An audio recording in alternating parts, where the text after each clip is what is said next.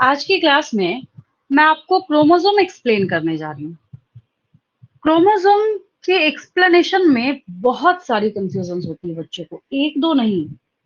मतलब क्रोमोसोम के बारे में जितने स्टेटमेंट्स लिखे जाते हैं ना, हर एक स्टेटमेंट में ही बच्चों को कंफ्यूजन होती है। सबसे फर्स्ट कंफ्यूजन क्या है? What is the site of occurrence of chromosomes? ये क्रोमोसोम्स पाए कहाँ जाते हैं? अगर बिल्कुल बेसिक लेवल पे बात करें, किसी बच्चे से अगर आप पूछे कि क्रोमोसोम कहाँ पाया जाता है, तो बॉडी में कहाँ पाया जाता है, बॉडी में कहाँ अवेलेबल होता है, वो एक बार को सोच में पड़ जाते हैं। एक चीज हमेशा याद रखेंगे, जब हम इन क्रोमोसोम्स के बारे में बात करते हैं तो ये सिर्फ आपको न्यूक्लियस के अंदर मिलेगा।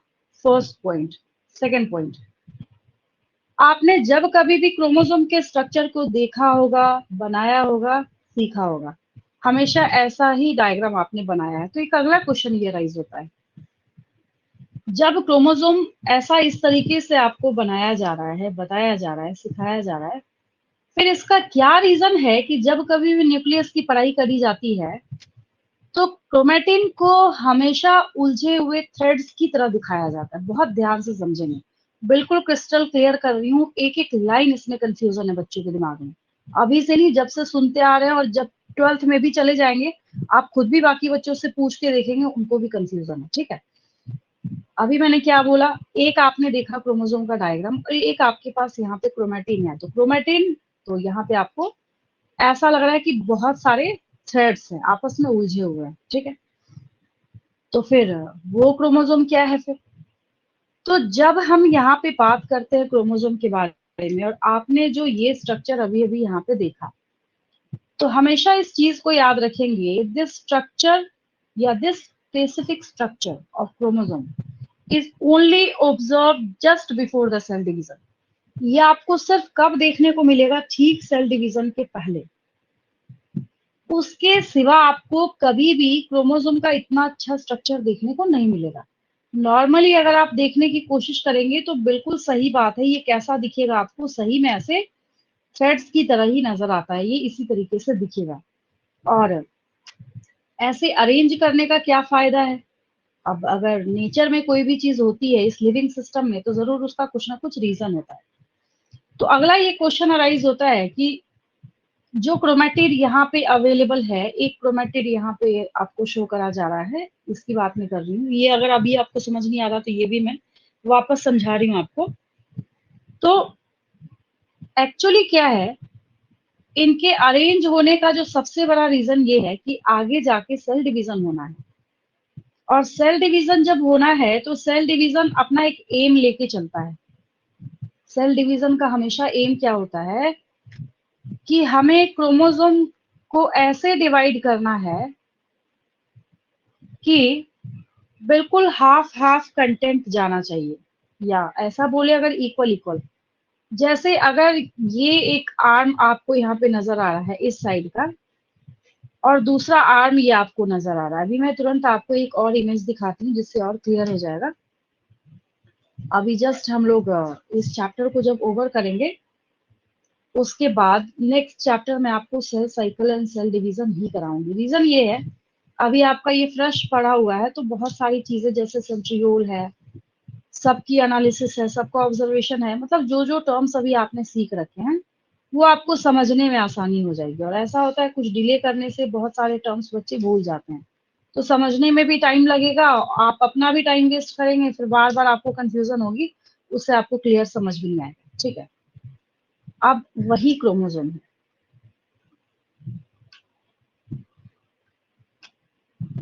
अब मुझे एक क्वेश्चन का आंसर देंगे। आपको यहाँ पे पोलर रीजन में ये क्या दिख रहा है, क्या नजर आ रहा है? ये कौन सा स्ट्रक्चर है? ये और ये क्या नाम है इसका? इस स्ट्रक्चर को ध्यान से देखिए, क्या नाम है इसका? Ma'am centromere. सेंट्रियोल्स। सेंट्रियोल्स देखिए, और नीट के एग्जाम में जब क्वेश्चन पूछता है ना, वो जानबूझ के ऑप्शन में भी आपको सेंट्रोसोम, सेंट्रियोल, सेंट्रोमियर एक जैसे लगते हैं, बच्चे बहुत कंफ्यूज करते हैं। अब देखिए, समझेंगे ध्यान से और सारा कंफ्यूजन इसी डायग्राम से दूर हो जाएगा। जब मैं आपको 9+0 अरेंजमेंट वाला पढ़ा रही थी, ये परपेंडिकुलर स्ट्रक्चर याद आया? यस और नो? याद आया सबको? Yes ma'am. This one is centriole. यहाँ पे ये 2 सेंट्रियोल्स हैं, सेंट्रियोल बोला मैंने, ठीक है। अभी ये जो क्रोमोसोम आपको नजर आ रहा है, अभी जो जस्ट मैंने आपको प्रीवियस पेज पे ये दिखा रखा है, ये तो ये बीच में क्या है, ये सेंट्रोमियर है, इट्स सेंट्रोमियर। क्या हो गया ये? सेंट्रोमियर, ठीक है। फिर नेक्स्ट क्या कंफ्यूजन है आपको? सेंट्रोसोम। तो ये जो सेंट्रियोल्स जिस स्ट्रक्चर के अंदर प्रेजेंट है, इन दोनों यूनिट को एक साथ हम सेंट्रोसोम कहते हैं। अब क्लियर हुआ? All 3 terms are totally different from each other, confuse नहीं करेंगे, ठीक है।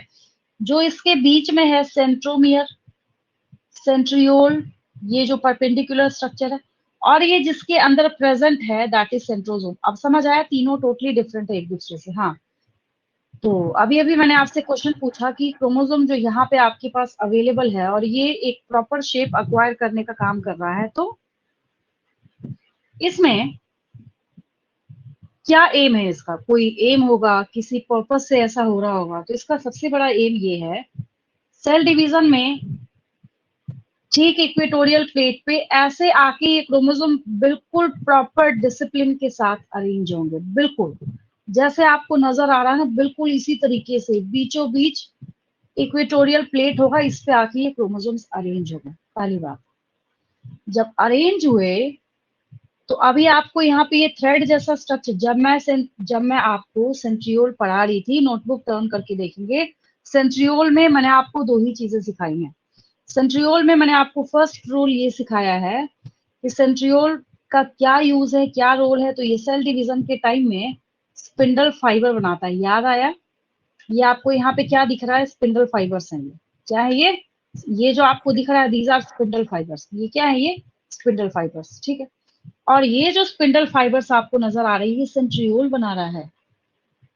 स्पिंडल फाइबर्स कौन बना रहा है? सेंट्रियोल बना रहा है। कौन? Not centromere. सेंट्रोमियर तो इसका सेंट्रल पार्ट हो गया, ये जो क्रोमोसोम का बीच वाला है ना, सेंट्रल ऐसे याद रखेंगे, सेंट्रोमियर है ये, ठीक है। तो सेंट्रियोल ने क्या बनाया यहाँ पे? स्पिंडल फाइबर बनाया। और ये स्पिंडल फाइबर जाके किससे स्टिक करेगा? तो मैंने आपको काइनेटोकोर बताया। काइनेटोकोर क्या है?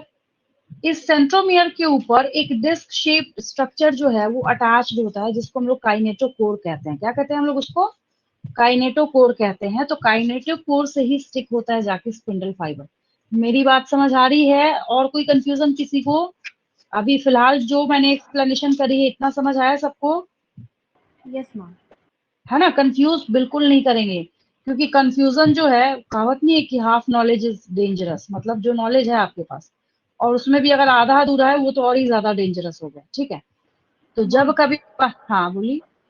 मैम ये सेल डिवीजन के टाइम पे ये सेंट्रियोल्स जो है ये इंडिपेंडेंटली होंगे या सेंट्रोजोम के अंदर होंगे? सेंट्रोसोम के अंदर सेंट्रियोल्स प्रेजेंट है, ठीक है। और जो आपके पास ये सेंट्रियोल्स नजर आ रहे हैं यहाँ पे, ये खैर दूसरा इमेज है, वो मैं काइनेटोकोर के लिए अभी यहाँ पे ड्रैग कर रही हूँ। देखिए, इस सेंट्रियोल का क्या काम है? ये थ्रेड्स बना के देगा, यहीं से ओरिजिनेट करेगा। ये मेरी बात समझ आ रही है? इसका जो ओरिजिनेशन है ये सेंट्रियोल से, यही देगा, यहाँ से बना के देगा ये, ठीक है। और ओके मैम। हाँ, ये जो आपको दिख रहा है यहाँ पे स्पिंडल फाइबर्स, अब इन स्पिंडल फाइबर्स का क्या काम है कि इस स्पिंडल फाइबर को जाके चिपकना है, स्टिक होना है किससे? इस काइनेटोकोर से। मतलब क्या हुआ? सेंट्रोमियर के ऊपर ये रहा आपके पास सेंट्रोमियर, यहाँ जो ऑरेंज कलर का आपको दिख रहा है यहाँ पे ऐसे circular structure, that is centromere. Centromere के ऊपर क्या स्टिक करता है? ये छोटा सा जैसे बटन होता है ना, छोटा सा डिस्क शेप्ड एक स्ट्रक्चर होता है, that is known as kinetochore, ठीक है। और ये जो काइनेटोकोर है, ये देखिए, इस काइनेटोकोर से यहाँ पे स्पिंडल फाइबर अटैच्ड दिखाया भी जा रहा है। इसी तरीके से जो स्पिंडल फाइबर्स हैं वो स्टिक करते हैं किसके साथ? काइनेटोकोर के साथ। अब इनका काम आगे बढ़ेगा। बोलने का क्या मतलब है?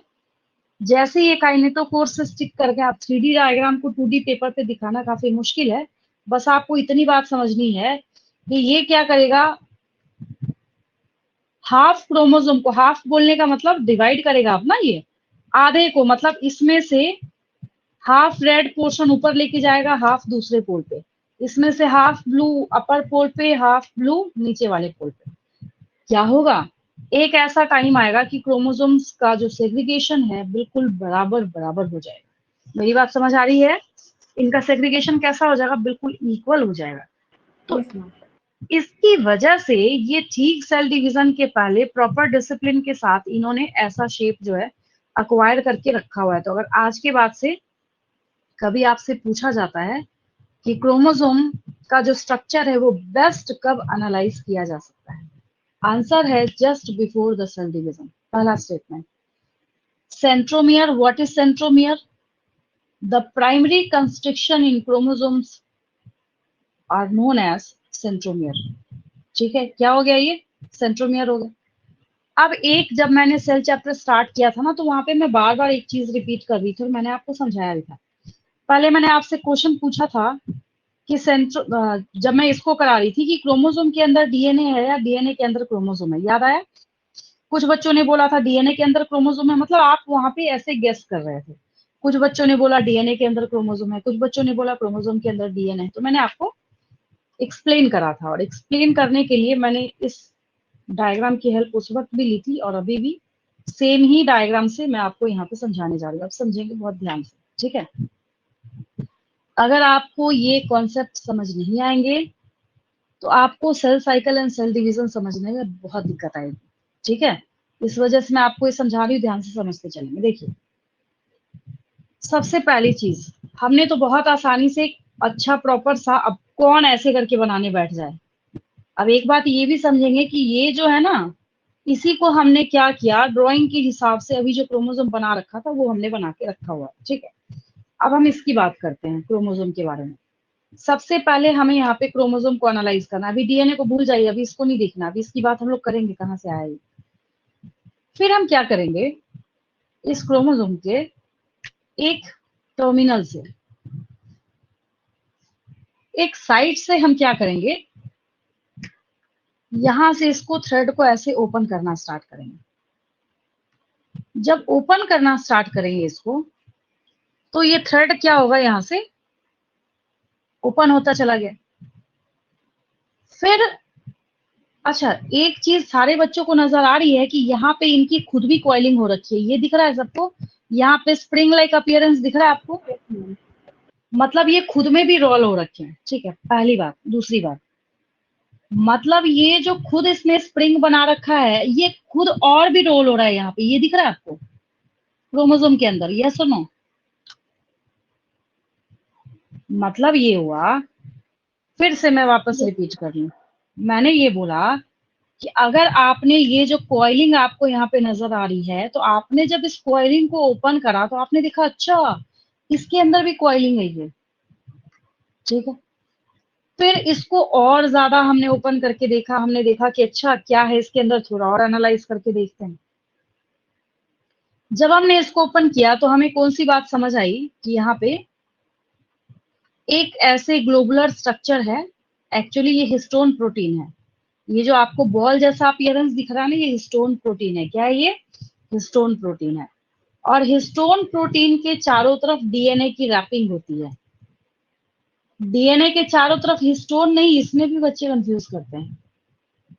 मैंने क्या बोला, देखिए,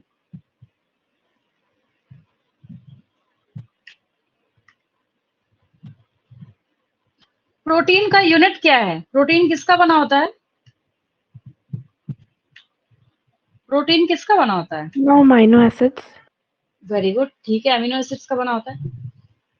अभी आपके दिमाग में क्वेश्चन अराइज होता कि व्हाट आर दीज बॉल्स, ये जो आपको यहाँ पे बॉल जैसे स्ट्रक्चर दिख रहा है ये क्या है? देखिए, ये ऊपर में जब काउंट कीजिएगा ना, 1 2 3 4, पहली बात। दूसरी बात, ये जो 4 बॉल्स आपको ऊपर दिख रहा है ना, इनके नीचे भी 4 बॉल्स है यहाँ पे, 1 2 सबके नीचे एक एक है।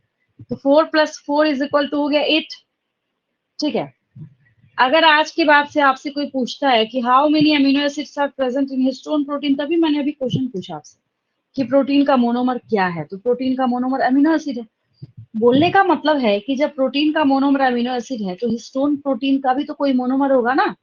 तो ये इसके अमीनो एसिड्स को जब काउंट किया गया तो 8 अमीनो एसिड्स होते हैं इसमें। मैं आपको असाइनमेंट क्वेश्चन में कराऊंगी, how many amino acids are present in one histone protein, answer is 8। So histone protein is also referred as octamer. हम लोग इसको ऑक्टामर बोलते हैं, 8 के लिए ऑक्टा आता है ना। तो उसी तरीके से ये है, तो ये एक स्ट्रक्चर जो है वो यहाँ बना हुआ है आपके पास।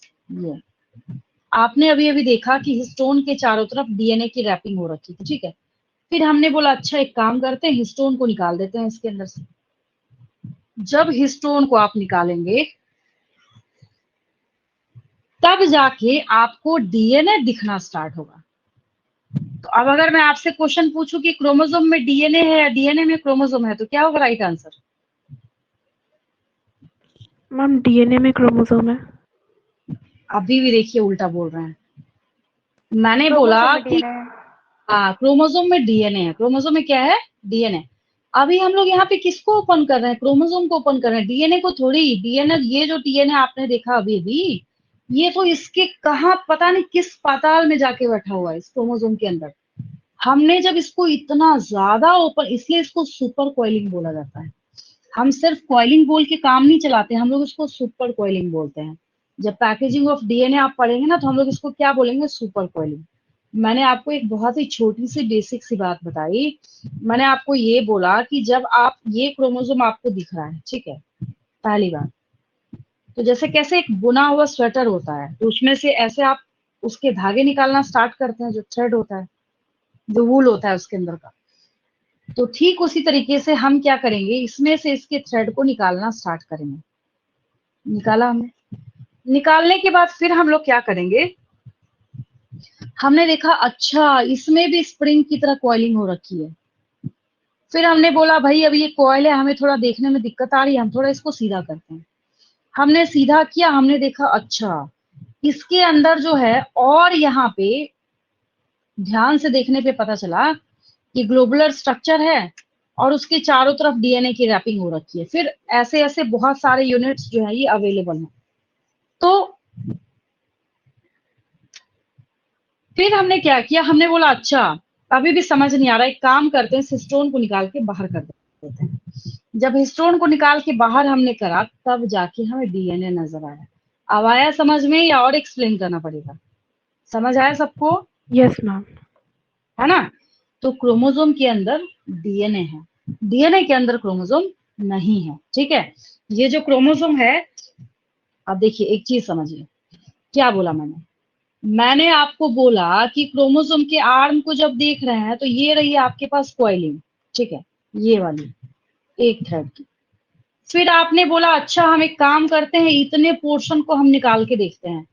तो आपने अगर यहाँ पे मात्र इतना सा पोर्शन जब देखा आपने ना, उसमें भी इसने कॉइलिंग कर रखी है, ये मेरा बोलने का मतलब है। इसने आपको जो यहाँ पे एक ऐसे नॉर्मल सा थ्रेड दिख रहा है, इसने इसमें भी कॉइलिंग कर रखी है। फिर जब आपने उसमें देखा, इसने उसमें भी कॉइलिंग करके रखी हुई है, हिस्टोन के चारों तरफ खुद भी डीएनए लिपटा हुआ। मतलब डीएनए ने इतनी ज्यादा प्रिपरेशन करी है कि जो 2-2.5 मीटर लंबा है वो कैसे एक माइक्रोस्कोपिक न्यूक्लियस के अंदर जाके चला गया, और सेल ही माइक्रोस्कोपिक है, फिर तो इस बेचारे का क्या कहना, है ना। तो कैसे इतना लेंथ वाला जो जायंट मॉलिक्यूल है पूरे लिविंग सिस्टम में, इसने अपनी ऐसी सुपर पैकेजिंग करी है कि ये आपके सेल के न्यूक्लियस के अंदर आसानी से रह सकता है। तो इसलिए हम लोग इसको सुपर कॉइलिंग बोलते हैं। तो मेरे ख्याल से आज के बाद से किसी बच्चे को ये कंफ्यूजन नहीं होगी कि व्हाट इज अ क्रोमोसोम। समझ आया सबको? समझ आया? Yes ma'am. और इस क्रोमोसोम को पता चल गया कि हमें सेल डिवीजन के टाइम में इक्वल इक्वल डिवाइड होना है, इसलिए इसने क्या किया, अपना ऐसा प्रॉपर शेप जो है क्रोमोसोम का वो इसने बना के मेंटेन करके रखा हुआ है, ठीक है। मैम और हाँ बोलिए। Ma'am chromosome actually normally coil करता क्यों है? ये कॉइल इसलिए करेगा क्योंकि लेंथ बहुत ज्यादा है, और लेंथ बहुत ज्यादा होने के साथ साथ अगर ये कॉइलिंग नहीं करेगा तो ये अपने आप को न्यूक्लियस के अंदर रखेगा कैसे, इसलिए इसको बहुत ज्यादा कॉइलिंग की रिक्वायरमेंट होती है, समझ गए। और दूसरी बात ये है कि जब हम डीएनए के बारे में पढ़ाई करेंगे, जैसे ये डीएनए है, आगे जाके जब मैं आपको पढ़ाऊंगी 12th क्लास में, तो जब हम इस डीएनए की बात करेंगे तो इसी में आपके पास मिलियंस ऑफ नंबर ऑफ, ये क्या है, नाइट्रोजनस बेसिस है। क्या है ये, आगे जाके आप सीखेंगे, ये पेयर्स हैं नाइट्रोजनस बेसिस के। तो इन्हीं तो कैसे रखेगा ये, इसके पास कोई ऑप्शन ही नहीं है। ये कैसे रहेगा, अब आपके पास डबल बेड है तो आप उस पर भी सो सकते हैं, लेकिन अगर आपके पास ट्रेन का रिजर्वेशन है और आपके पास एक बर्थ है तो आपको उस पर भी सोना पड़ता है। तो आपके पास जितना स्पेस है उसके हिसाब से अपने आप को आपको एडजस्ट करना पड़ेगा। इस बेचारे को एडजस्ट करने के लिए जितनी जगह मिली है उसी में इसको रहने की तैयारी करनी पड़ती है, जिसकी वजह से इसकी कॉइलिंग भी नहीं, सुपर कॉइलिंग होती है। समझ आया? Yes ma'am. चलिए अब देखिए छोटा सा आसान सा, लेंथ कितनी होती है? वॉइस कट रही, फिर से बोलेंगे? नॉर्मली इसकी लेंथ कितनी होती है क्रोमोसोम्स की? क्रोमोसोम की नहीं, क्रोमोसोम तो खैर, क्रोमोसोम में तो खैर सुपर कॉइल किया हुआ है, इसकी लेंथ तो बहुत ज्यादा है। ठीक है, इसका डेटा कैसे चेंज करेगा सो मैं आपको बताती हूँ। देखिए, जब क्रोमोसोम साइज के बारे में हम लोग बात करते हैं तो जेनेटिक मैपिंग जो है वो आप आगे जाके क्लास 12 में सीखेंगे, लेकिन जब हम इसके बारे में बात करेंगे तो इसको हमने क्या किया है, डीएनए के हिसाब से अगर आप उसमें मल्टीप्लाई करके देखें तो जो डिप्लॉयड डीएनए कंटेंट है आपकी बॉडी का, मतलब human diploid DNA is around 2 metre. कितना है वो? 2 मीटर है। तो 2 मीटर जब है तो आप इसके हिसाब से लगा लीजिए कि जब इसने सुपर कॉइलिंग करा है तो इसको बोला जाता है कि इसका भी रेंज जो है वो वैरी करेगा। जैसे अभी कैसे मैं आपको ये क्रोमोसोम का टाइप डिसाइड करने जा रही हूँ, बताने जा रही हूँ कैसा कैसा कौन सा शेप होगा, तो इसके भी शेप में आपके पास 2.1 टू 3.1 एमबीपी का क्या जाएगा, इसका साइज जाएगा, वेरी करेगा, ये डिफरेंट डिफरेंट साइज का होगा। समझ आया? और देखिए यहाँ पे साइज के हिसाब यस से मैम। कैसे कैसे किस तरीके से शेप अक्वायर कर रहा है वो मैं अभी आपको यहाँ पे समझा रही हूँ। अभी हम लोगों के पास यहाँ पे क्या है, एक नया छोटा टाइप्स ऑफ क्रोमोसोम्स। देखिए, आपको बताया कि जो क्रोमोसोम के ऊपर बीच में प्राइमरी कंस्ट्रक्शन होता है उसको सेंट्रोमियर कहते हैं। क्या कहते हैं? सेंट्रोमियर कहते हैं। ठीक है, अब ये जो सेंट्रोमियर आपके पास अवेलेबल है, ये जैसे जैसे, मतलब क्या हुआ बोलने का, कि क्रोमोसोम के स्ट्रक्चर को एनालाइज करते वक्त ये जो प्राइमरी कंस्ट्रक्शन है इसकी बात हम लोग कर रहे हैं, मात्र इस जगह की बात कर रहे हैं। प्राइमरी कंस्ट्रक्शन, कंस्ट्रक्शन का मतलब आप समझते हैं कि इंग्लिश वर्ड है, what's the meaning of construction, यहाँ पे ऐसे जाके सिकुड़ गया इस प्लेस पे। तो जो प्राइमरी कंस्ट्रक्शन है उसकी पोजिशनिंग के बेसिस पे अब हम क्रोमोसोम को नाम देंगे कि क्या बोला जा सकता है। मेटा मतलब होता है इन द सेंटर, बीच में। मेटा मतलब बीच में। तो जब सेंट्रोमियर जो है ये क्रोमोसोम में बिल्कुल बीचों बीच होता है, then this type of chromosome is known as metacentric. NEET के एग्जाम में क्वेश्चन पूछा जाता है, ऑप्शन में चारों लिखे होंगे आपके पास। क्वेश्चन पूछा जाएगा which type of chromosome possess central centromere, answer क्या हो जाएगा? मेटासेंट्रिक हो जाएगा। ठीक है, बिल्कुल बीचों बीच ऐसी पोजिशनिंग अक्वायर करेगा कि क्रोमोसोम के आर्म के दोनों साइड के लेंथ जो है बराबर होंगे, जो इसका लेंथ होगा वही इसका भी लेंथ होगा। तो हम उसको बोलेंगे मेटासेंट्रिक। मेटा मतलब ही बीच में होता है, कुछ इसमें याद करने वाली बात है ही नहीं, बहुत आसान है। जब किसी भी चीज में सब लगाते हैं, इंग्लिश में भी नॉर्मली ऐसे बोलचाल की भाषा में भी, तो जस्ट बिलो, जैसे इंस्पेक्टर की नीचे की पोस्ट सब इंस्पेक्टर है ना, तो सब लगा देते हैं तो जस्ट बिलो। तो मेटासेंट्रिक में तो सेंटर में था, लेकिन सेंटर से नहीं, बेचारा जब थोड़ा सा शिफ्ट होगा slightly away from the centre, मतलब क्या हुआ, centromere occupies the position of slightly away from the center, then this type of chromosome is known as submetacentric। इसको बोलेंगे submetacentric। ठीक है, इसके बाद जब ये क्या करेगा, यहां से और थोड़ा खिसक जाएगा, लेकिन अब कंडीशन क्या है, एक आपको बहुत ही वेल डिफाइंड शॉर्ट आर्म मिलेगा और यहाँ पे बहुत ही अच्छा वेल डिफाइंड लॉन्ग आर्म मिलेगा, तो हम लोग इसको एक्रोसेंट्रिक कहते हैं। इसकी तो स्टोरी वैसे भी ओवर है। इसके बारे में बोलते हैं हम कि centromere occupies the terminal position. बिल्कुल किनारे पे ही खिसक के चला गया। When centromere occupies the terminal position then this type of chromosome is known as telocentric. क्या कहते हैं हम लोग इसको? टीलोसेंट्रिक कहते हैं। ठीक है, ये आपको जो है ना यहाँ पे सैटेलाइट, ये मैं अभी आपको समझा रही हूँ।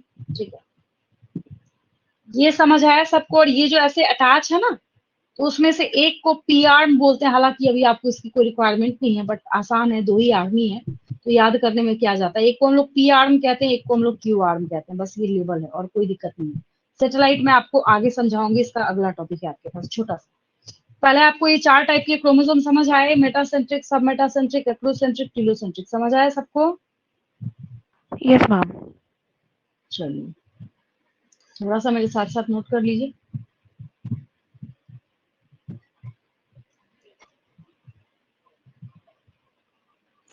Types of chromosomes on the basis of position of their centromere.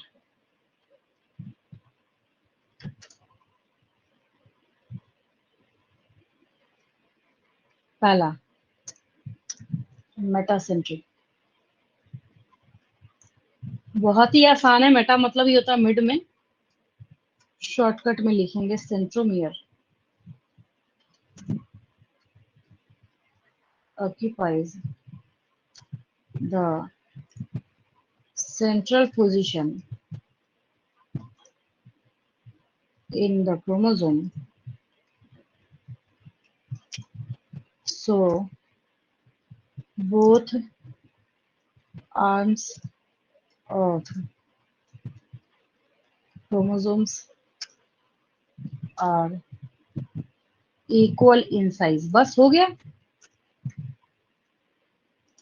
ये मेटासेंट्रिक हो गया। Centromere occupies the central position. Centromere यहाँ पे क्या कर रहा है? सेंट्रल पोजीशन ऑक्यूपाई कर रहा है। साफ साफ ऐसे ही पूछा जाता है, तो उसका रिजल्ट क्या होगा? रिजल्ट ये होगा कि दोनों के दोनों आर्म्स क्या होंगे? इक्वल साइज में होंगे। ठीक है, फिर उसके बाद हम लोग बात करेंगे यहाँ पे, सब लगा देंगे हम लोग आगे, सब metacentric.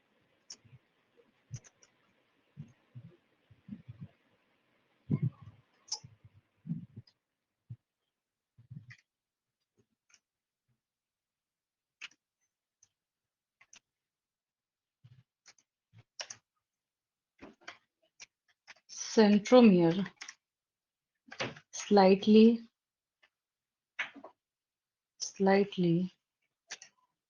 shifts away from the center।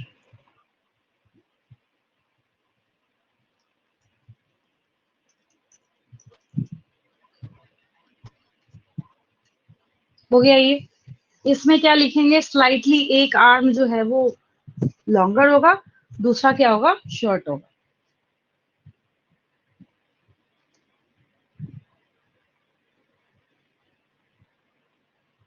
चलिए, इस पेज का स्क्रीनशॉट लेंगे।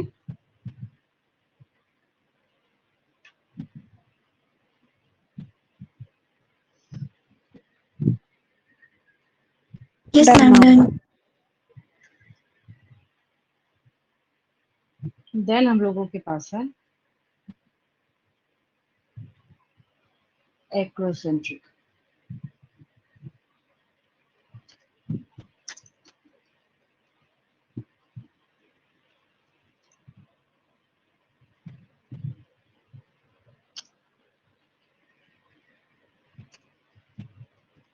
centromere divides chromosome in one very long arm and another very short arm। बहुत ज्यादा गैप हो गया, बहुत ज्यादा डिफरेंस हो गया दोनों के बीच। चौथा तो खैर इजी है, कुछ भी नहीं है। T for telocentric, T for terminal, ऐसे भी याद रखेंगे। टीलोसेंट्रिक सेंट्रोमियर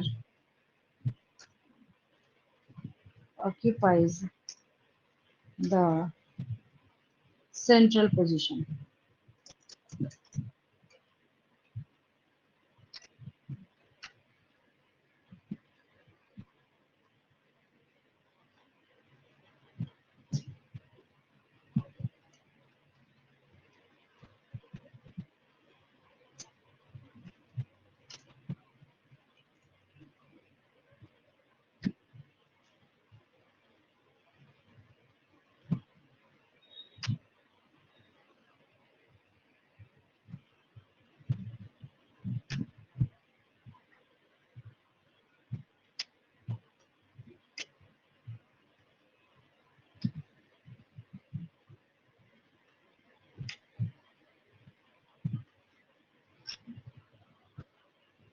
चलिए इस पेज का स्क्रीनशॉट लेंगे। Done ma'am. यहाँ तक समझने में कोई दिक्कत? बहुत ही इजी सा टॉपिक है, सुपर इजी टॉपिक है। 2 मार्क्स का आएगा एग्जाम में, और 2 मार्क्स बोलने का मतलब मार्किंग स्कीम क्या होगी इसकी, कि आपके पास यहाँ पे एक एक्सप्लेनेशन जो है वो हाफ मार्क का होगा, और नीट के एग्जाम में 1 बाई 1 करके सब एक एक करके पूछा गया। मतलब किसी ईयर टेलोसेंट्रिक, तो किसी ईयर एक्रोसेंट्रिक, तो किसी ईयर सबमेटासेंट्रिक, तो किसी ईयर मेटासेंट्रिक, ऐसे करके पूछा गया आपको। ठीक है, यहाँ तक समझ आया? Yes ma'am.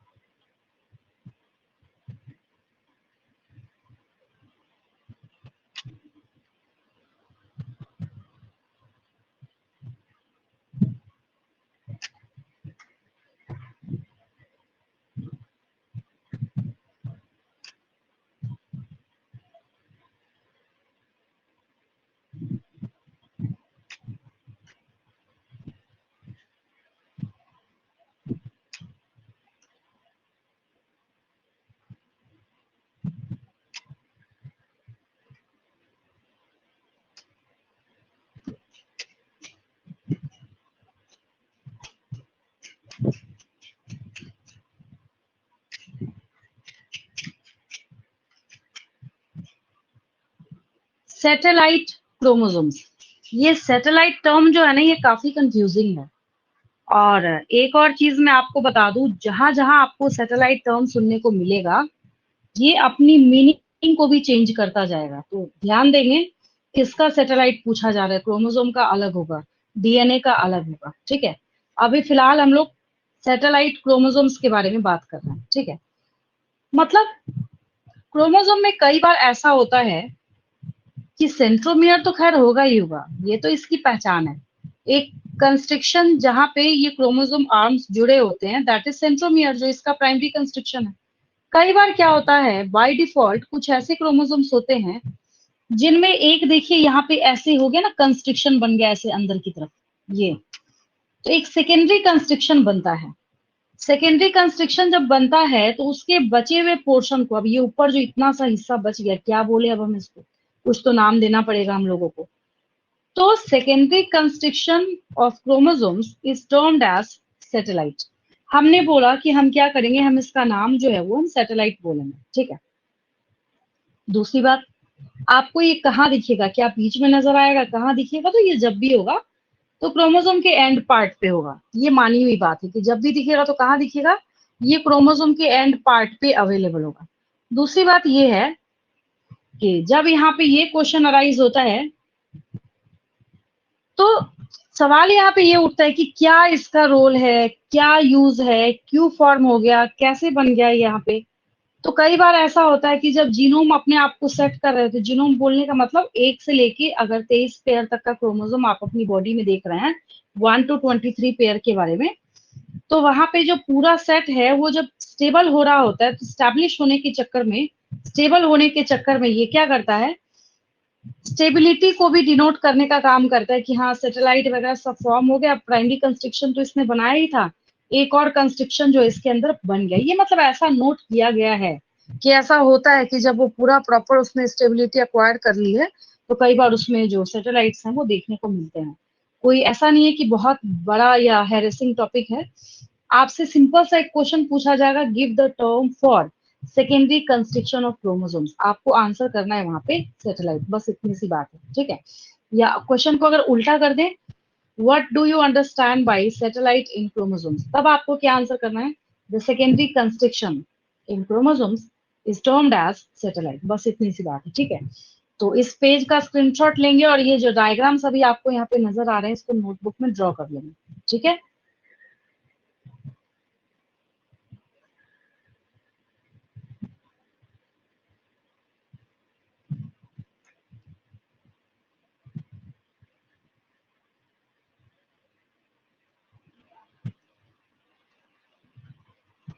Chromosomal satellite.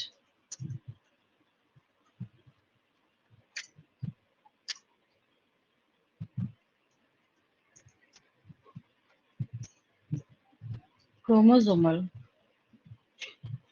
satellite is the term given to that part of the end of a chromosome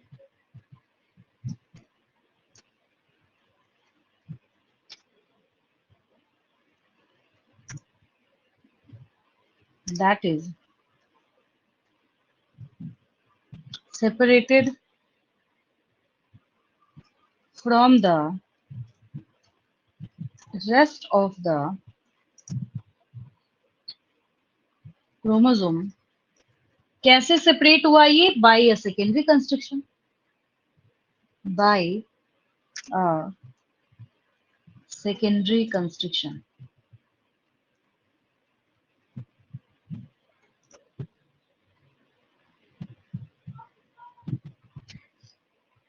ये बात आपको याद होगी कि प्राइमरी कंस्ट्रक्शन कौन है, सेंट्रोमियर है, और जब सेकेंडरी कंस्ट्रक्शन की बात करेंगे तो सेकेंडरी कंस्ट्रक्शन यहाँ पे क्या आएगा, तब हम क्रोमोसोमल सैटेलाइट की बात करेंगे यहाँ पे, ठीक है।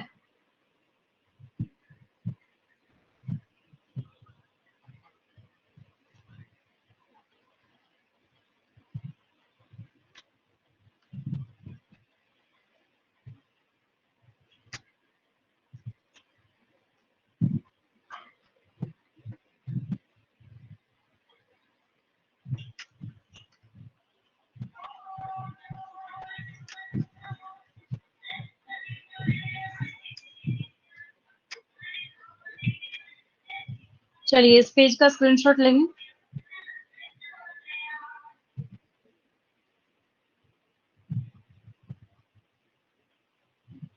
हो गया डन।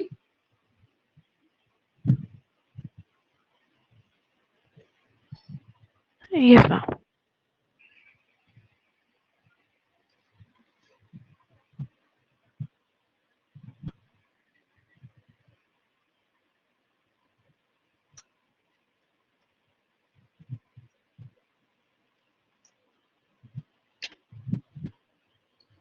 एक टॉपिक है आपके पास माइक्रोबॉडीज। देखिए ऐसे तो सेल के पास बहुत सारे ऑर्गेनेल्स, बहुत सारे ऑर्गेनेल्स बोलने का क्या मतलब है, मैं आपको क्लास 1 जब मैंने कराया था वहां लेके चलती हूँ। देखिए जब मैं आपको सेल चैप्टर पढ़ा रही थी और जब मैंने स्टार्ट करा था तो मैंने आपको सेल के बहुत सारे ऑर्गेनल्स बताए थे, जैसे एज फॉर एग्जांपल यहाँ पे मैंने ये प्लांट सेल एक निकाल के रख लिया, ठीक है। अब प्लांट सेल है तो इसके पास क्या है, बहुत सारी चीजें हैं। प्लांट सेल है तो क्लोरोप्लास्ट तो खैर जान है इसकी, वो तो होगा ही होगा इसके पास। क्लोरोप्लास्ट अवेलेबल है, साइटोप्लाज्म है, वैक्यूल है, माइटोकॉन्ड्रिया, सारी चीजें। मैं आपको बोलूं माइटोकॉन्ड्रिया, आप बोलेंगे power house of the cell. मैं आपको बोलूं सेल वॉल, तो आप बोलेंगे rigid structure in plant cell which is made up of cellulose and is responsible for providing strength and rigidity to the plant cell. फिर उसके बाद हम लोग बात करेंगे यहाँ पे न्यूक्लियस के बारे में, तो न्यूक्लियस के बारे में आप क्या बोलेंगे, the monitor of the cell और गाइड ऑफ द सेल और head of the cell. Chloroplast is responsible for trapping of solar energy, ठीक है। मतलब each and every term has an explanation. हर एक के पास क्या है, एक ना एक एक्सप्लेनेशन जरूर है यहाँ पे। तो जब इसके पास एक्सप्लेनेशन है, फिर क्या जरूरत हो गई कि सेल को माइक्रो बॉडीज बनाने की जरूरत पड़ी। अब आपके दिमाग में क्वेश्चन आ रहा होगा कि माइक्रो बॉडीज है क्या। तो देखिए, सेल के पास एक्चुअली कुछ ऐसी चीजें होती हैं जिसको रखने को कोई भी तैयार नहीं होता। न्यूक्लियस बोलता नहीं नहीं, मेरे पास जगह नहीं है, मेरे पास और भी बहुत सारा काम है। क्लोरोप्लास्ट ने बोला भाई मैं तो अपना काम कर ही रहा हूँ, मेरे पास तो सफिशिएंट चीजें हैं ही। सेल बेचारे के पास कोई ऑप्शन नहीं बचता। ये भी क्या करता है, ये क्या करेगा, बहुत सारे एंजाइम्स को सिर्फ एक छोटे से माइन्यूट माइन्यूट वेसिकल के फॉर्म में वहां पे ये रैप करके रख लेता है। बोलता है चलो ठीक है भाई, अब जैसे कैसे आपके घर में एक्स्ट्रा राशन पानी आ गया तो उसको ऐसा थोड़ी दान कर देते हैं या फेंक देते हैं ले जाके। आप बोलते हैं चलो ठीक है, कभी ना कभी तो काम आ जाएगा। कहीं ना कहीं घर के किसी कोने में आप अरेंज करके रख लेते हैं, सही में जब उसकी जरूरत पड़ती है तो याद आती है आपको। ठीक है, ठीक उसी तरीके से माइक्रो बॉडीज हैं। तो ये कुछ नहीं है, ये ऐसे छोटे से माइन्यूट वेसिकल्स हैं, एक ऐसे मेम्ब्रेन के बने हुए छोटे छोटे कैरी बैग की तरह है, वेसिकल्स की तरह है, जो कि बहुत सारे एंजाइम को कैरी करने का काम करते हैं। और अच्छी बात ये है कि इसमें आपको कोई रेस्ट्रिक्शन नहीं है। Micro bodies are present in both plant cell and animal cell. समझ आया सबको? माइक्रो बॉडीज एक लाइन का ही स्टेटमेंट है, लेकिन यहाँ पे बस आपको इतनी बात याद रखनी है कि क्या करता है, जो भी एडिशनल एक्स्ट्रा सेल के पास एंजाइम वगैरह है उसको ये स्टोर करके रख लेता है। कहता है ठीक है, ऐसा भी नहीं कि वेस्ट है कि हमें इसे एक्सक्रीट आउट करने की जरूरत पड़े, उसको ये रख लेता है काम के लिए। इसको हम लोग माइक्रो बॉडीज कहते हैं। समझ आया आपको? चलिए अब लिख लीजिए, समझ गए तो।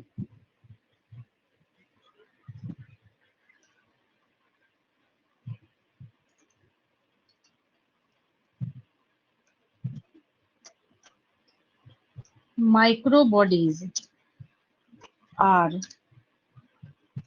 many membrane bound vesicles that contain various enzymes and are present in both plant and animal cells। ठीक है, बस इतना सा एक्सप्लेनेशन है माइक्रो बॉडीज की रिगार्डिंग। लिख लिया तो बहुत अच्छी बात है, नहीं लिखा तो स्क्रीनशॉट ले लेंगे इसका।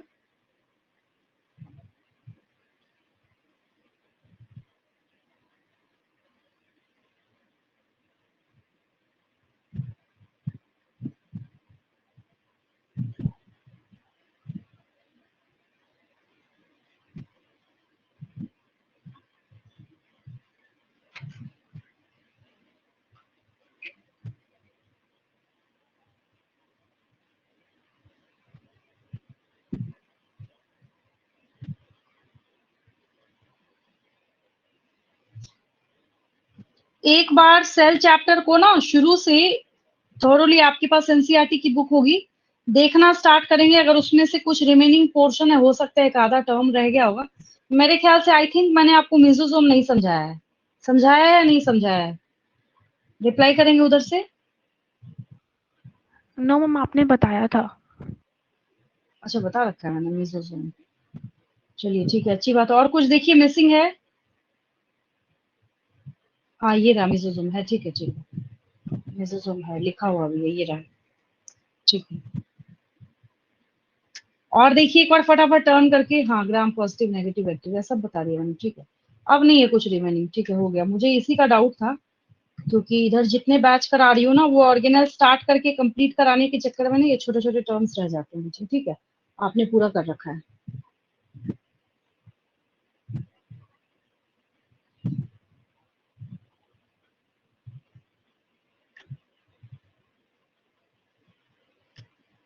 और कोई डाउट किसी को इस चैप्टर से?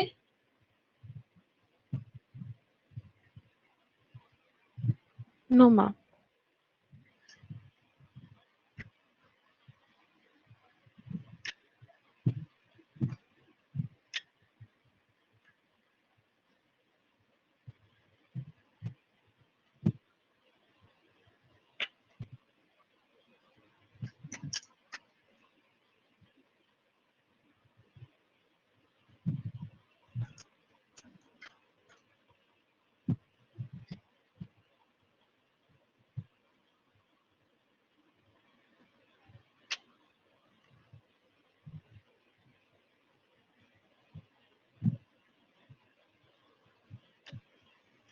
आपने जब ये यूनिट स्टार्ट करा है, उस यूनिट के स्टार्ट होने पे आपने ये पेज देखा होगा, और नहीं देखा तो देख लीजिए, है ना, ये पेज आपके पास अवेलेबल है।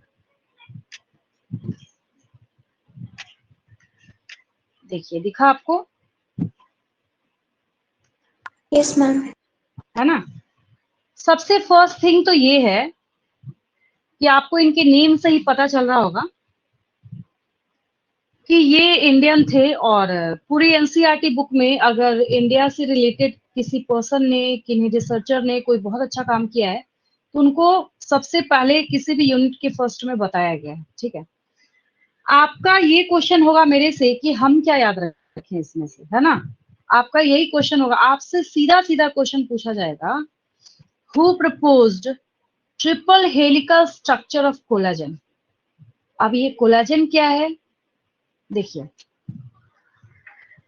एनिमल में, मतलब जब आप यहाँ पे पढ़ाई करते हैं तो आपको कौन सी बात सुनने को मिलती है, बायोमोलिक्यूल्स चैप्टर में साफ साफ लिखा हुआ है, collagen is the most abundant protein in animal world, है ना। मैं लिख देती हूँ, बहुत ही स्पेशल पॉइंट है। जब कोलाजन कोलाजन प्रोटीन है, ठीक है, कोलाजन प्रोटीन,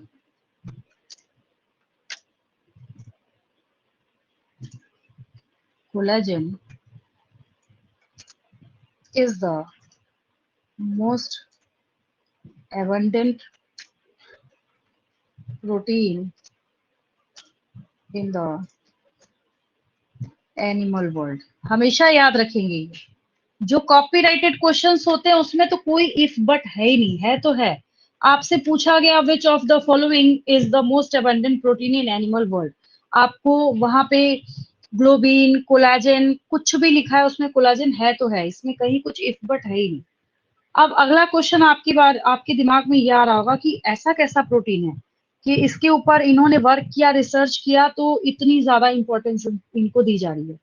उसका रीजन अभी मैं आपको बता रही हूँ। देखिए, जो कोलाजन प्रोटीन है, ठीक है, आप अगर गूगल में जाके, अगर आपके पास कोई एक्स्ट्रा डिवाइस है, उसमें जैसे ही कोलाजन लिखेंगे ना, आपको बहुत सारे प्रोडक्ट्स दिखने स्टार्ट होंगे, बहुत सारी अलग अलग कंपनीज के, बहुत सारे अलग अलग ब्रांड्स के। रीजन क्या है, सोच समझिए यहाँ पे ध्यान से।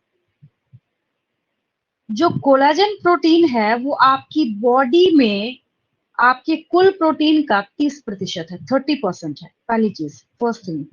ठीक है, दूसरी बात ये है कि आपकी बॉडी में जो कोलाजन प्रेजेंट है, तो ये क्या करता है, ये आपकी बॉडी को, मतलब स्ट्रेचिंग और जो रेसिस्टेंस है, सब कुछ ये प्रोवाइड करने का काम करता है कोलाजन। ठीक है, तो इसका मतलब है कि अगर आपकी बॉडी में कोलाजन प्रोटीन बहुत अच्छा है, और अगर आप अभी से लेके लास्ट के एजेस तक कोलाजन प्रोटीन बॉडी का मेंटेन करके चलते हैं, तो आपके फेस पे रिंकल्स नहीं आएंगे।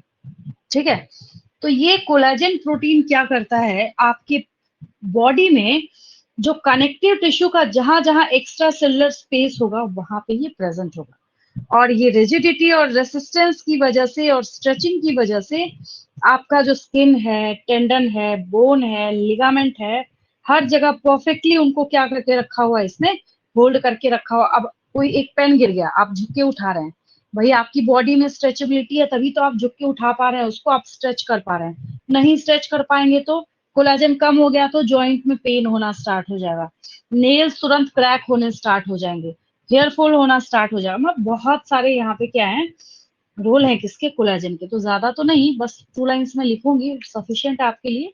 चलिए, एक तो बहुत ही उम्दा पॉइंट है ये कि एनिमल वर्ल्ड में सबसे ज्यादा पाया जाने वाला प्रोटीन कौन है, कोलाजन है। अभी यही नहीं, आगे जाके जब आप यूपीएससी बीपीएससी का एग्जाम देंगे, उसमें भी पूछा जाएगा। कोई एक कॉपीराइट लेके नहीं बैठा है कि सिर्फ बायो के बच्चों को ही सीखना है कि कोलाजन इस पूरे एनिमल वर्ल्ड में, इस पूरी दुनिया में जो पूरा एनिमल वर्ल्ड है, उसमें सबसे ज्यादा पाया जाता है। ठीक है, तो एक तो आपने ये लिखा, दूसरी प्रोटीन तो हमने लिख ही रखा है, तो आप ये बात जानते हैं। एमिनो एसिड अभी अभी बताया, मैंने पूछा था आपसे, तो collagen is the polymer of amino acids, या फिर हम ऐसा बोल सकते हैं कि collagen is made up of amino acids. भाई प्रोटीन है तो और किसका बनेगा, इस बेचारे के पास कोई ऑप्शन ही नहीं है, जब भी बनेगा तो एमिनो एसिड्स का ही बनेगा, ठीक है। और सबसे इंपॉर्टेंट बात, it provides structural support to the extracellular space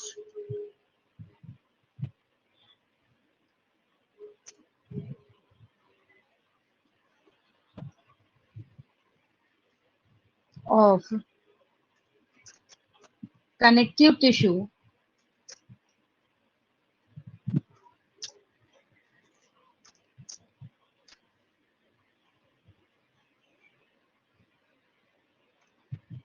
then due to its rigidity and resistance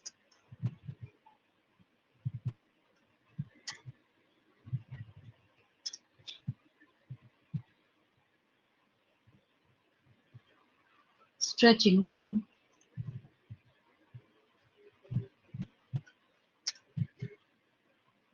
it is perfect matrix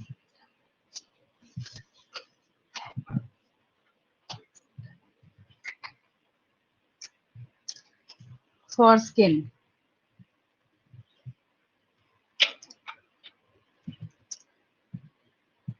tendons, bones and ligaments। कितना ज्यादा जरूरी हो गया देखिए, मतलब जो आपके पूरे, चाहे हम बोन की बात करें, टेंडन की बात करें, लिगामेंट की बात करें, जो आपके पूरे स्केलेटल सिस्टम का सपोर्ट है, उसके लिए यहाँ पे कौन जाना जा रहा है, कोलेजन प्रोटीन। इतना ज्यादा ये इंपॉर्टेंट है, ठीक है। इस पेज का स्क्रीनशॉट लेंगे। Done, ma'am.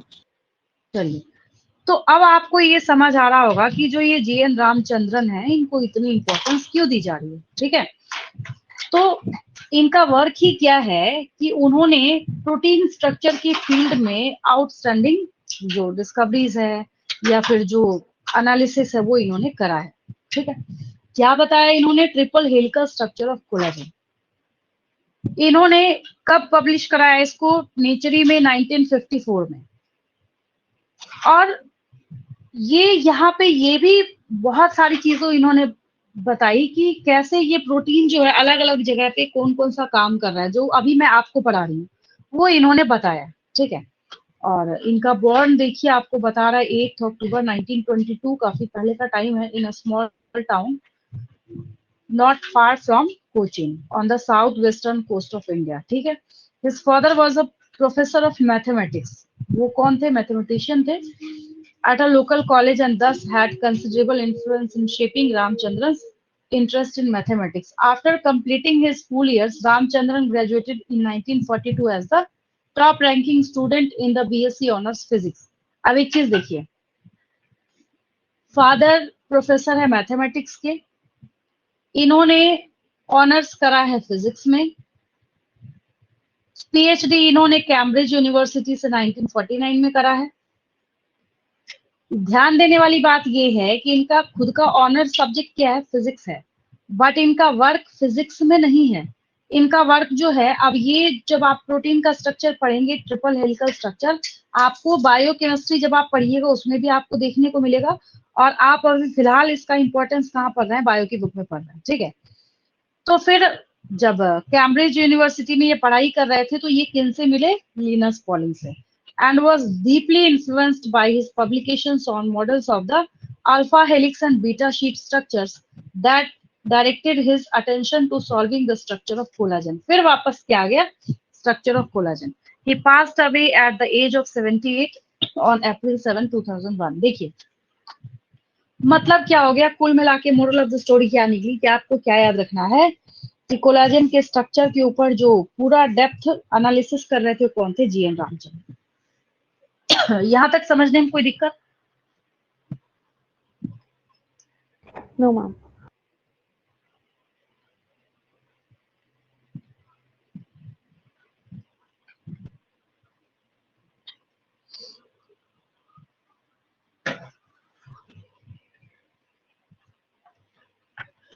चलिए फाइनली जाके एक पिन पॉइंट भी मैंने सेल चैप्टर का नहीं छोड़ा है, हर एक चीज मैंने आपको कंप्लीट कराई है। और नीट के पॉइंट ऑफ व्यू से ये पेज बच्चे कभी देखते ही नहीं है, और जब उनसे एग्जाम में क्वेश्चन पूछा जाता है तो कहते हैं हमारे से आउट ऑफ सिलेबस पूछ लिया, जबकि जबकि उनके बुक का ही कॉन्सेप्ट है। तो ये भी बता दिया मैंने आपको, ठीक है।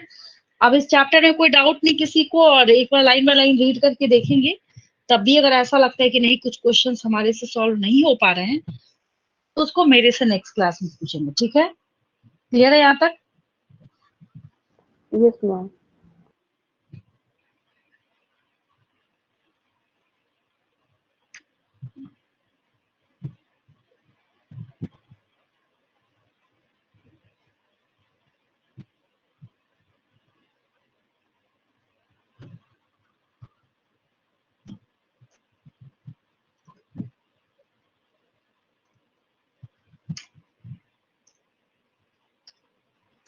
चलिए असाइनमेंट क्वेश्चंस करेंगे मेरे साथ साथ।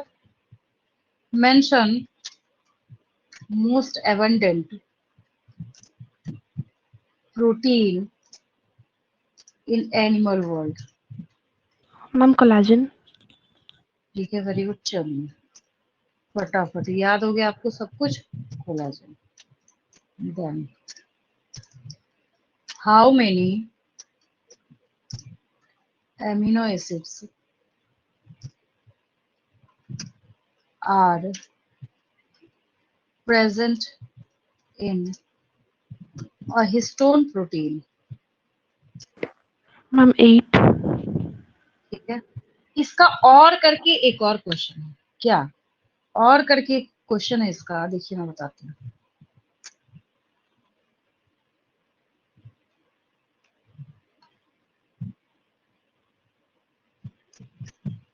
Why is histone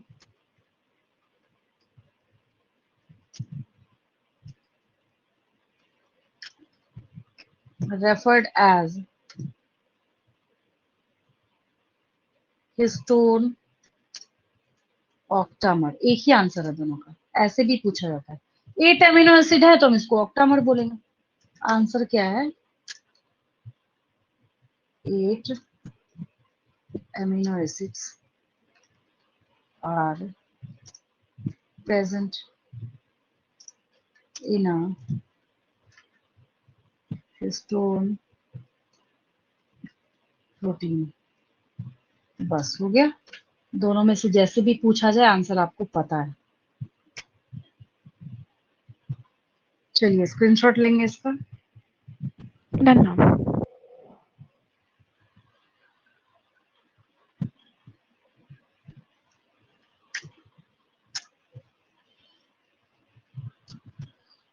इसी में से एक क्वेश्चन को हम लोग उल्टा कर रहे हैं। विच protein is present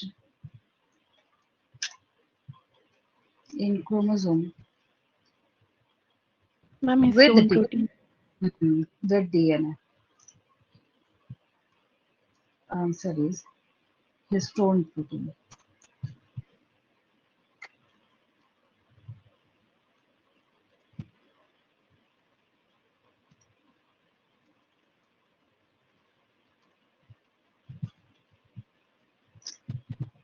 Then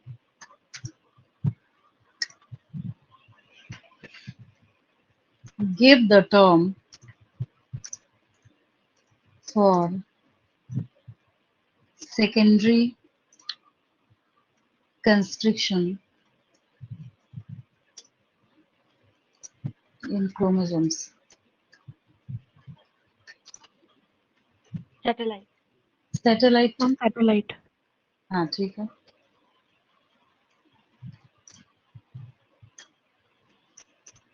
Next.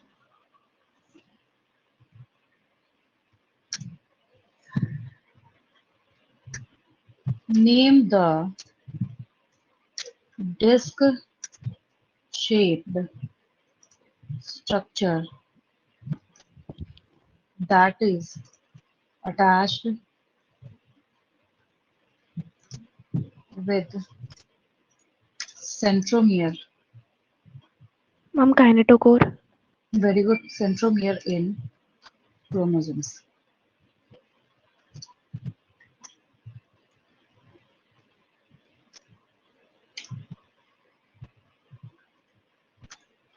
Kinetochore. ये जो फिफ्थ क्वेश्चन है ना, मैं इसकी बजाय ये भी पूछ सकती हूँ कि स्पिंडल फाइबर्स क्रोमोसोम की किस स्ट्रक्चर से अटैच होते हैं सेल डिवीजन के टाइम में, तभी आंसर काइनेटोकोर ही होगा। चलिए इस पेज का स्क्रीनशॉट लेंगे। Done, ma'am.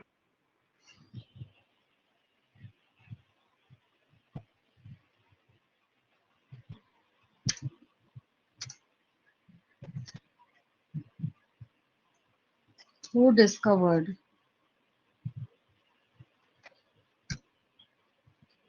helical structure of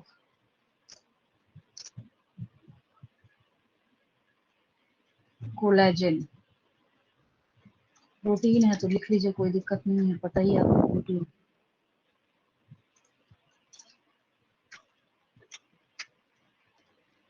GN Ramachandran अभी भी पढ़ाया मैंने आपको। बच्चों को मैं कहती हूँ, जो बच्चे स्पेशली 11th-12th में पढ़ाई कर रहे होते हैं, एक दिन में एक साइंटिस्ट या रिसर्चर का नाम, उसको पूरे फुल डे, मतलब जिसको कहते हैं ना, जैसे हम कोई मंत्र बोलते हैं, उसको ना पूरे फुल डे आपको रटना है, मतलब बोलते रहना है, खाते पीते, आप जब भी कोई काम कर रहे हैं, वॉक करते हुए, टीवी देख रहे हैं, कोई भी काम आप कर रहे हैं, तो मन में आप बार बार किस चीज को रिपीट कर रहे हैं, आप उस रिसर्चर का नेम जो है वो रिपीट कर रहे हैं। मैं इसलिए बोल रही हूँ, आप फंसते कहाँ पे हैं? और बच्चे बोले मैम हमें बहुत कंफ्यूजन हो जाती है इनके नाम में। भाई नहीं पढ़ोगे तो कंफ्यूजन तो होगी ना। अब जैसे मैंने आज के डे में आपको बताया है जीएन रामचंद्रन, तो आपको ऐसा करना है कि अभी से लेके आपका जितना लाइफ स्पैन है ना, आप कभी भूले ही नहीं कि इनका काम क्या है, जीएन रामचंद्रन का। ठीक है, तो क्या होगा इससे कि पूरे ईयर में आपके पास 365 डेज है। चलिए मरे से मरा उसमें से 60 डेज 65 डेज निकाल दीजिए, तो आपको 1 ईयर में 300 नेम्स याद होंगे। छोटी बात है ये, बात समझ आ रही है?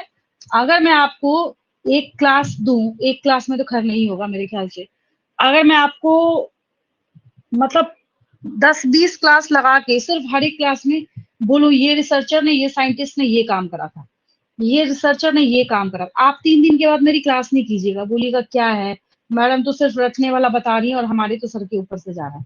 उससे अच्छा है कि आपको अपनी स्टडी को आसान बनाना है। आसान बनाने का तरीका क्या है, हमेशा याद रखिएगा, आज तक की हिस्ट्री में कभी ऐसा नीट का पेपर नहीं बना जिसमें से आपको 4 to 5 नेम्स डिस्कवरी से रिलेटेड ना पूछे गए हों। तो उससे अच्छा है कि आप खुद ही अपने अकाउंट में फिक्स कर लीजिए उतने मार्क्स। तो उसका तरीका क्या है, एक डे में एक नाम आपको याद होना ही होना चाहिए। भले ही आपको याद है लेकिन आप उसको एक डायरी में लिस्ट बना के करते चलिए कि हाँ हमने इनका ये जो है क्या काम किया थे, इन्होंने क्या बताना चाह रहे थे, वो हमने क्लियर कर लिया है। मेरी बात समझ आ रही है? ये छोटे छोटे स्टेप्स हैं। जैसे कहावत है ना, लोग कहते हैं बूंद बूंद से तालाब भरता है, हम लोग Yes, कहते हैं ma'am. ना। तो बहुत छोटे छोटे जो स्टेप्स है ना, इतना मार्वेलस रिजल्ट लेके आएगा ना कि आप सोच भी नहीं सकते। फिर आपके सामने कोई टिकेगा नहीं, चाहे ऑल ओवर इंडिया में क्या वर्ल्ड में कहीं कोई बच्चा पढ़ रहा है। एक दिन में एक नाम, कितनी छोटी सी बात है, सुनने में कितना छोटा लग रहा है। आप अभी बोलेंगे धत हमें याद तो है, क्या दिक्कत है, मैम बोल रही रखने के लिए, लेकिन 1 महीने बाद जब 10 नाम रख के पूछूंगी ना, तब कंफ्यूज करेंगे आप। तो उससे अच्छा है कि कंफ्यूजन को आप अभी से दूर कर लीजिए, सबसे अच्छी बात है। मैंने क्वेश्चन में हेलिकल स्ट्रक्चर जो लिखा था वहां पे ट्रिपल हेलिकल कर लीजिए, ज्यादा एक्यूरेट हो जाएगा और कोई दिक्कत नहीं है, बाकी ठीक है। वो भी क्वेश्चन सही था, ये भी सही है। चलिए, mention the term for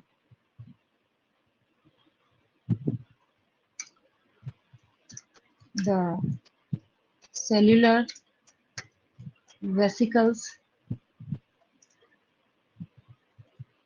in plants and plant cell, ज्यादा सही रहेगा, in plant cell and animal cell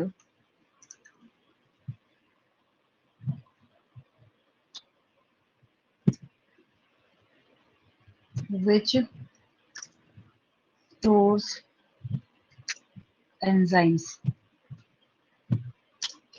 cellular की जगह यहाँ पे मेम्ब्रेनस करनी है, ब्रैकेट में भी डाल सकते हैं मेम्ब्रेनस वगैरह। हाँ माइक्रोबॉडीज, ठीक है, वेरी गुड।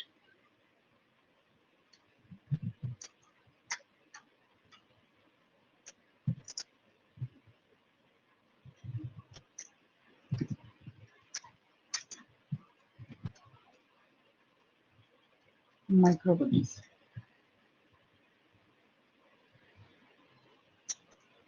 Next.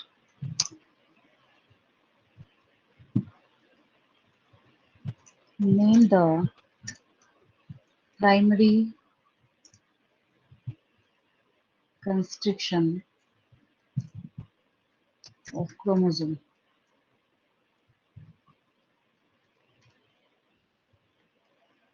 सेंट्रोमियर हो जाएगा।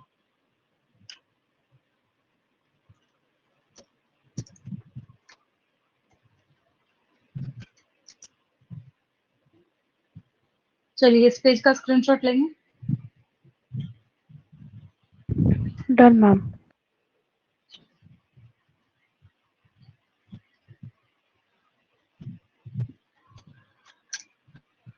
Ninth question,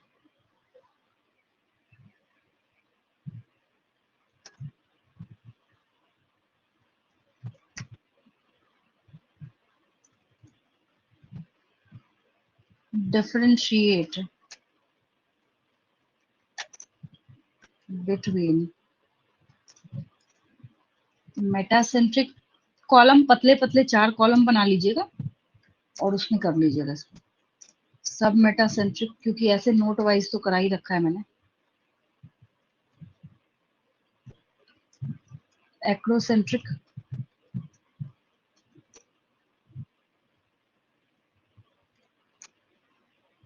and telocentric chromosomes. इसको कर लेंगे, ठीक है, लिखा हुआ है, बस आपको उसको कॉलम बना के करना है। फॉर्मेट क्या है, पहले डायग्राम बनेगा फिर उसके नीचे डिस्क्रिप्शन होगा, ठीक है। एक ही पॉइंट ही है सब में, एक डायग्राम है एक पॉइंट है, बस इतना ही, और कुछ नहीं, ठीक है। Then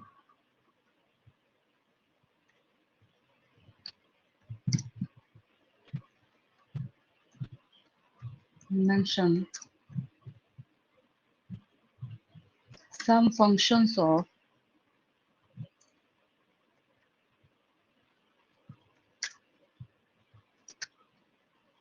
collagen protein in your body। बहुत अच्छा क्वेश्चन है। अभी जो मैंने बताया वो भी और खुद से भी इसको थोड़ा सा लिखेंगे, ठीक है, अगली क्लास में पूछूंगी मैं आपसे। Yes ma'am.